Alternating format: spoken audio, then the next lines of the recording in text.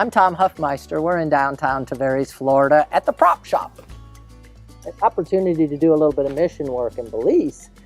Visited with children around in different communities doing Bible school during the summer. And I got to tell you, some of these kids are a little tough to keep up with. You're seeing me run around with some of them here, and you're seeing some of them in school. They typically had no desks. You can see them in this picture all sitting together as they learn in school. We were actually there to help build a classroom, and most of their visuals and their math and such happens up on the chalkboard. I volunteered one afternoon to take some kids home in the bus, and you can see me rather energetic, sticking my head out of the bus here saying, hey, this is going to be great. In this next picture, you're seeing me, if you look really close, in the back of the bus as a monitor with no control whatsoever, of course. And what was really kind of cute about this particular bus trip was that we rode around the entire neighborhood and let some kids off. And when we came back to the place that we had started, half of the kids were still on the bus. And a lady sticks her head in and starts pulling the kids off the bus. And at that point, we had learned that most of them had never ridden a bus before, and they just wanted to get on and ride. In these next pictures, we're going to build a classroom on the second floor. And you're seeing the supports, and they weren't 2x4s that I was used to engineering and putting together. These were basically trees that we went out into the woods and cut and used as supports. And in the next picture, you can see where we did manage to get the steel down and get it ready to pour. When I asked the director, how early can we get the concrete truck to come? He kind of looked at me and said, well, we don't have concrete trucks. We are going to pour this all by hand on the ground and carry it up in buckets.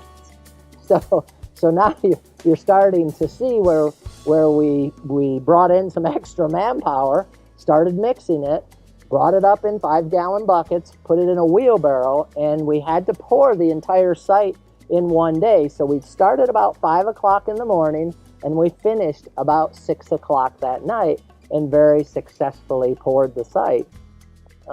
This next picture, I'm standing with some gentlemen that we worked with there, who I had a whole bunch of hats in my suitcase, and so I handed out some new hats to these guys, and they said, well, we have to take a picture, with our hats. And so you're seeing me kind of wave to the camera with many of the gentlemen I had the opportunity to work with. A couple days later, we started laying some block, and I asked if they had any string, because you typically, when you lay block, you're laying to a string. And one of them are kind of interpreting the string, and I said to pull, and he comes back with this kind of heavy roll of fishing line, and he starts to pull it out, and I'm thinking, well, that's going to work pretty good, and I pulled it up, and I kind of taunted it, and I'm thinking, the reason I guess we use yellow string is because I can't see this line. It's kind of invisible, and I thought, well, you use what you got. And I went out to the end, and I'm pulling it tight, and I'm like, oh, man. And I got his fishing hook in my hand. And after digging it out, we did manage to lay some block with some fishing line perfectly fine. And in these end pictures, we were usually quite fortunate if we were able to find a really clean stream that we would often bathe in. But a very beautiful country, and as you can see here, sometimes in the afternoon, we'd try to get off just a little early to go and to relax a little and sit under the waterfall and just kind of take in the sights and sound of the country.